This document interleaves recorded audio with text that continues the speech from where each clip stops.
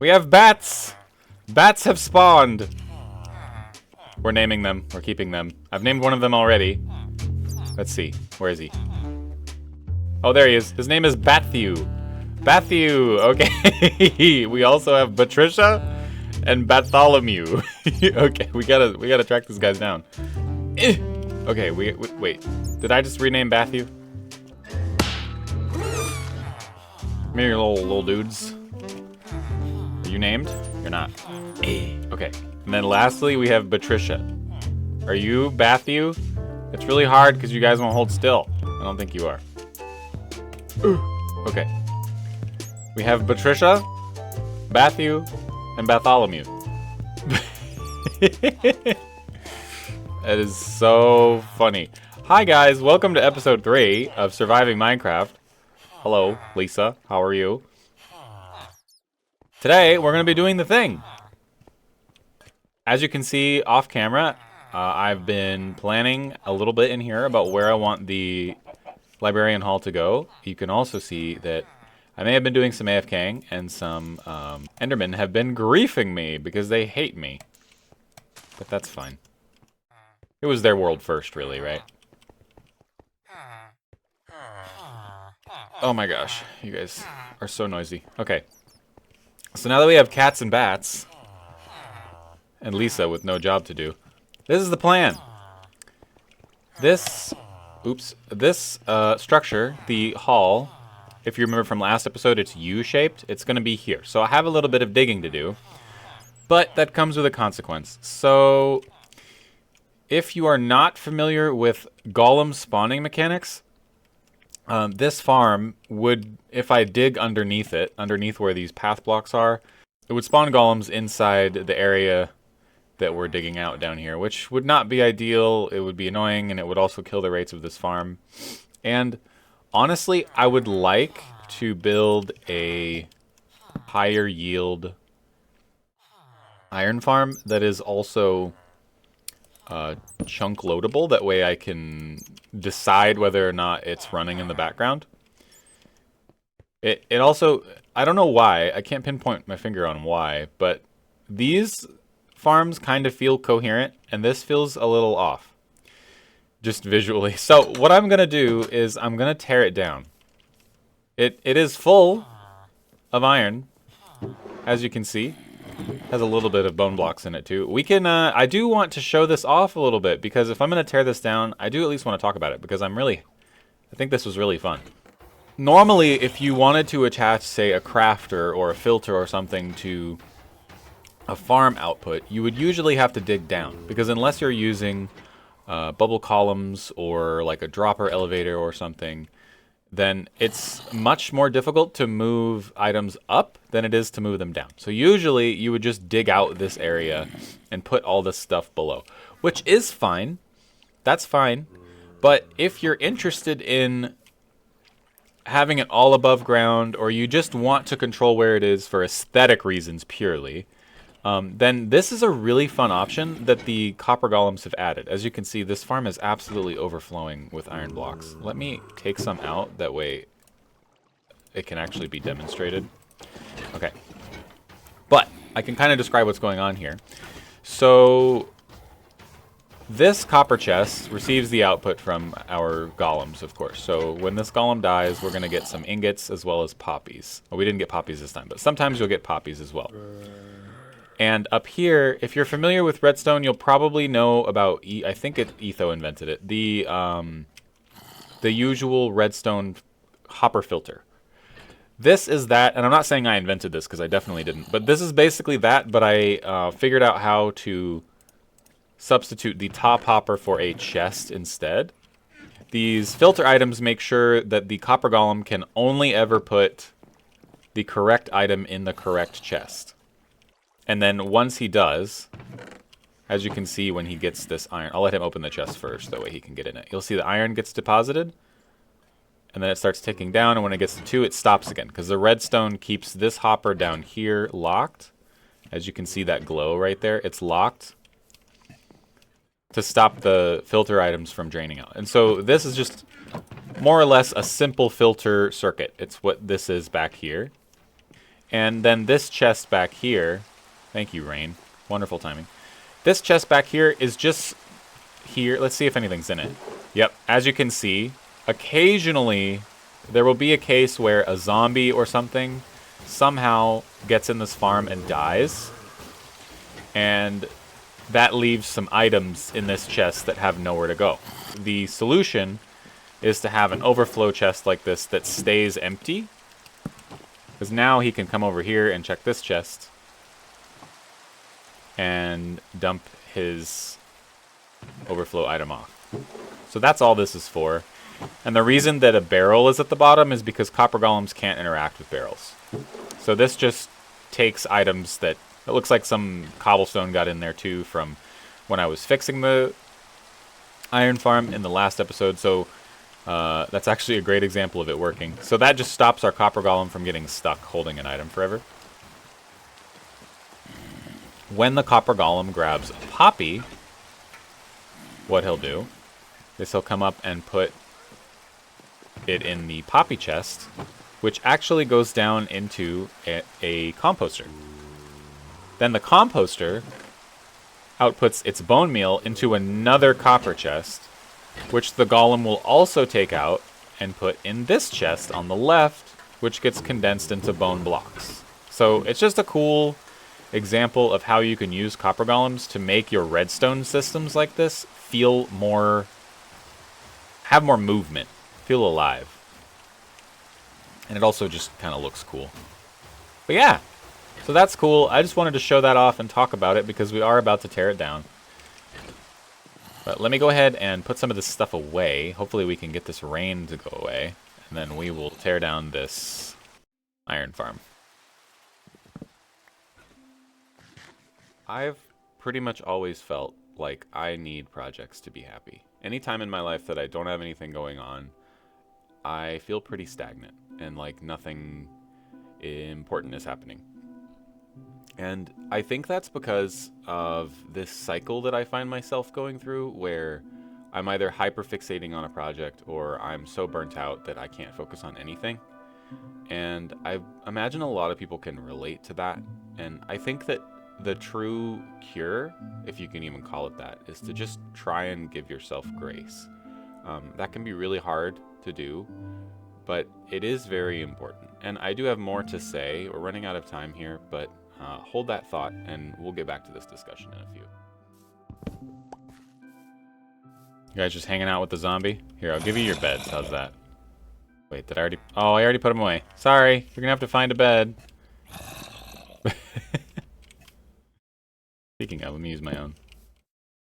This is my bed. Get out of here.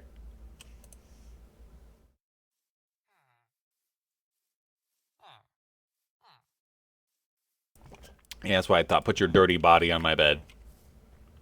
Just because you've been tormented your entire life by a zombie and are probably horrifically sweaty does not mean that you get to take that out on me. Okay, that's actually kind of valid. Do we need to have a discussion about managing villager trauma? Is that a game mechanic that needs to exist? Okay, that should be okay. Yeah, a lot of this deep slate stuff is not making it in. Let's see. It should be here.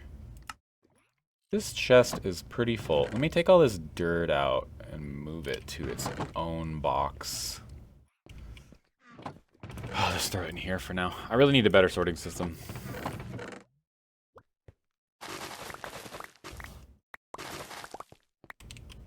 That guy will do his job and put most of that away. And we get to get digging. Cool. Another dirt block. Lovely. All right, let me go ahead and confirm the dimensions of this really quick. All right, I got it in my brain. Let's dig. So where were we? Right, so giving yourself grace. It's very, very important to do so. You have to give yourself permission to make ugly art. That way you can make pretty art later. And then you end up realizing that creating even quote-unquote ugly things has incredible value. it does amazing things for the mental. Making things that you're proud of and you can look back on in the future is like the foundation of confidence, at least for me. And making these videos and meeting small creators doing similar things to me, and just meeting a bunch of really nice, supportive people, other YouTubers like Caster Pokey and Luminicado and Might and Stone, and I'll link all their channels in the description. They've all been super nice. We've all been hanging out in Might and Stone's Discord, and I don't really... this is going to feel a little bit like a ramble, but I guess I just want to recommend that if you're struggling, try and make something, and try and find community around that thing, because like-minded people do exist, and self-confidence is achievable. The room has been dug out. Now we just need to start framing this out. We did get ourselves a lot of stone from this, which is really cool. I might turn some of this into smooth stone, since I seem to be using that a lot. But I'm going to go dump this stuff off, and we'll get started on building the actual structure. I think I'm going to build the structure itself out of brick, because it'll be easier to decorate that. From stone brick, rather. Okay. Very neat. So each one of these will be a stall for the villager. I still need to answer the question of whether they're going to face forwards or backwards. It's sort of a double-edged sword, because on one hand, if I make them face backwards, it looks a little funny, but it's kind of cool to walk up and have them turn around and look at you, almost like they're doing their librarian business, and then they sort of turn around and are like, what do you want? And it would suck to have the... It's just a bit bulky to have the lecterns out front. I think I'm going to keep them in the back. So I need 21 lecterns. Let's get all those together. Okay, this is how we're currently looking. I need to get some glass for the safety windows, and I also need to get some pistons, which I hope I have enough slime for. If not, I might have to do a detour. I think I can just make a potion of oozing and then use my mob grinder. Oh yeah, this will be super easy. Okay, let's set up a brewing stand and get that set up. It should not be hard.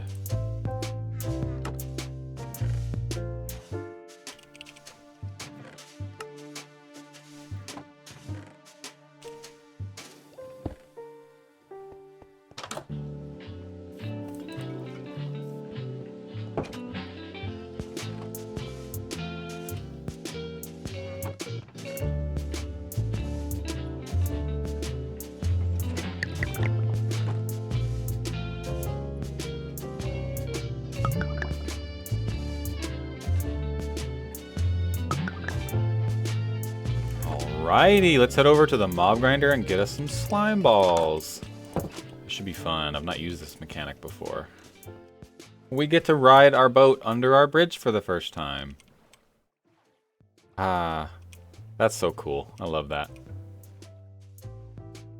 And in case you want a visual of where the mob grinder is, I can actually see it from here. It's right over there. That's where we're going.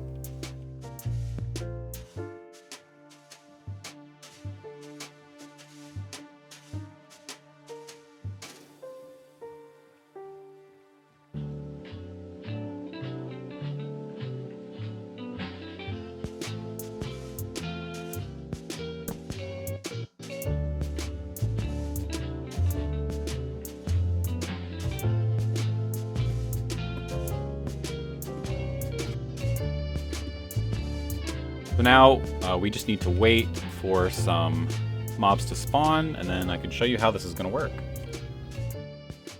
We have quite a few mobs in here. Now the way this works is these potions of oozing will make it so that any entity that's under their effect, when they die, they will spawn slimes, which is perfect because that's what we need. So if we splash one of these in here to get all these mobs going, and then we kill all these mobs, we get slimes. Might have to go down in the water to kill some of them, but let's jump down and see really quick.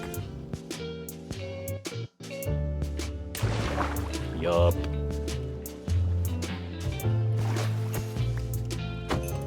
I went ahead and added this retaining wall. I'll go ahead and demonstrate with my last potion, because that helped a lot to keep all the slimes from flying off. Just a moment, when there's more of these, I'll show you show you the improved situation here. Okay, this should do it. Let's go ahead and send it and see what happens. Just need to kill them. As you can see,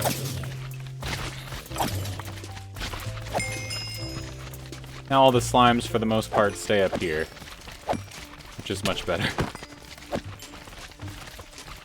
I think some of them still do fly over the edge, but most of them stay up.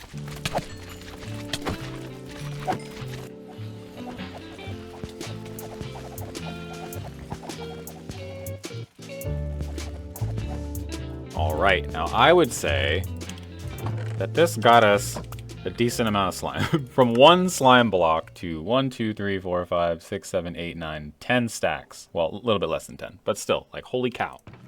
Okay, let's go ahead and head back and get those pistons crafted. And then we'll be able to do the next thing. Go to continue the build.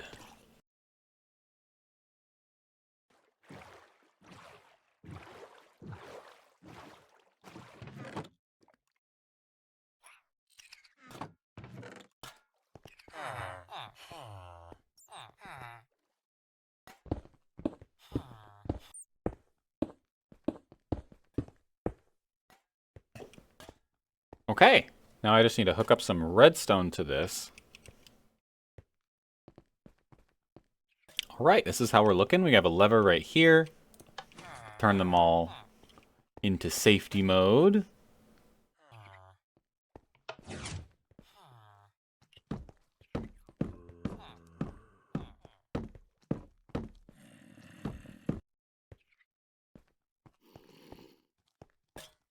We also need chiseled bookshelves. We need quite a few of them. So this is a somewhat newer design decision. I'm going to be putting chiseled bookshelves between all of these villagers so that if I ever have purchased some enchanted books that I don't actually need, then I can put them away to the right of the villager. So I'm going to have to replace a lot of these with chiseled bookshelves. Hopefully I have enough, but I'll go craft some more if I run out.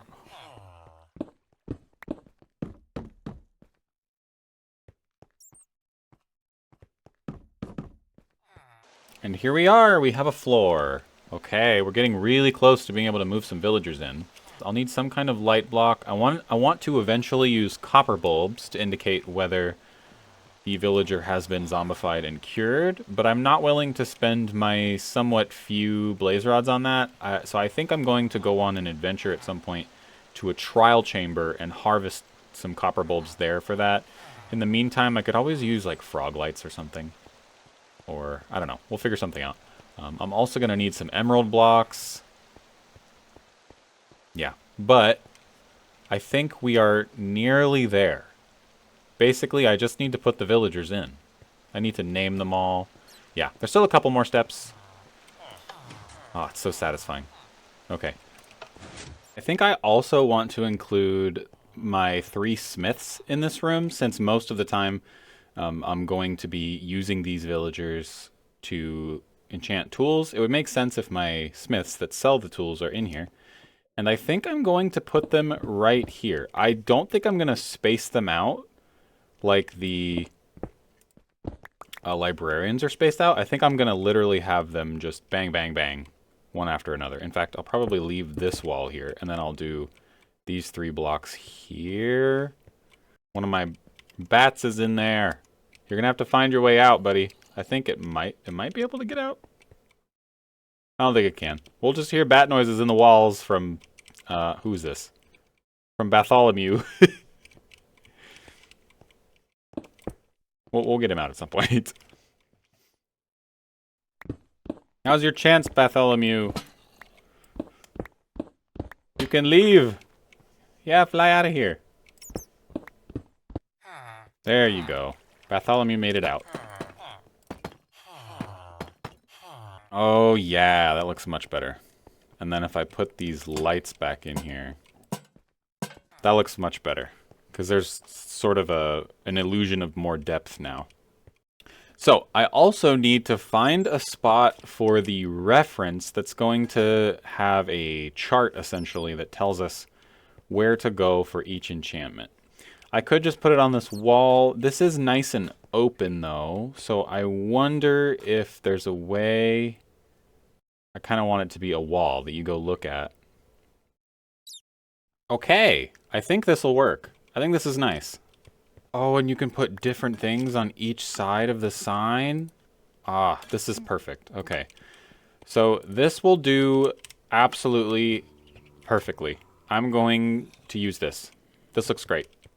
That took a while, but here we are. This is the finished sign. Well, more or less finished. I have ported over all of the information from my spreadsheet. So these are all of the addresses for all of the enchantments that I have. I will eventually be mirroring all of this information on this side as well. However, right now I'm going to wait on that just because this is a lot of work and I want to do a manual verification once I have all of the villagers in that everything is correct, just so I can avoid having to go and make changes in multiple places. But yeah, I'm pretty proud of this. It looks really nice. I had to do some abbreviation, luck of the sea, or some of the protections were too long, sweeping edge, quick charge, etc. But overall, it looks pretty good. I'm really happy with this. So the idea is that you'll be able to walk up to this and say, okay, I need a, let's say, a feather falling enchantment. So you find feather falling. Okay, and these are somewhat organized. So you see, okay, all the boot enchantments are down here. Feather falling is right here, and it correlates to West 4.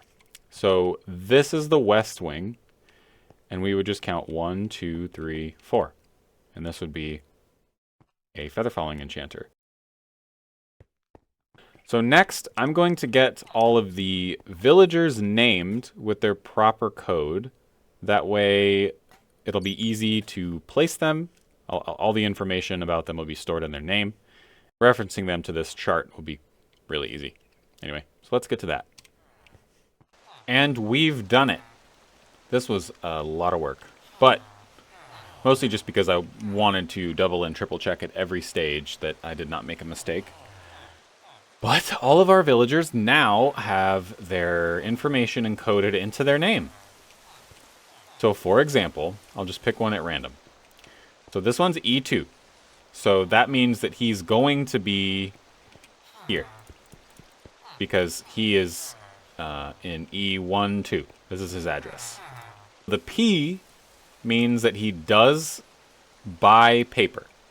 He buys paper. This one has PNB. So he sells, or he buys paper and books. After the dash, then we have things that he sells. So G is for glass, and L is for lanterns, because those are useful things to buy.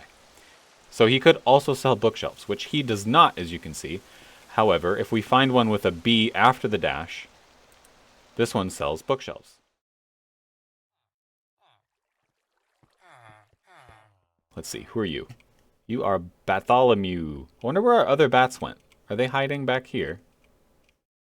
I hope they didn't despawn because I named them. Oh, we have one here. We have Bathu. Oh, it's so cute to have these guys. I don't know where Patricia is, though. I found her. Many months later.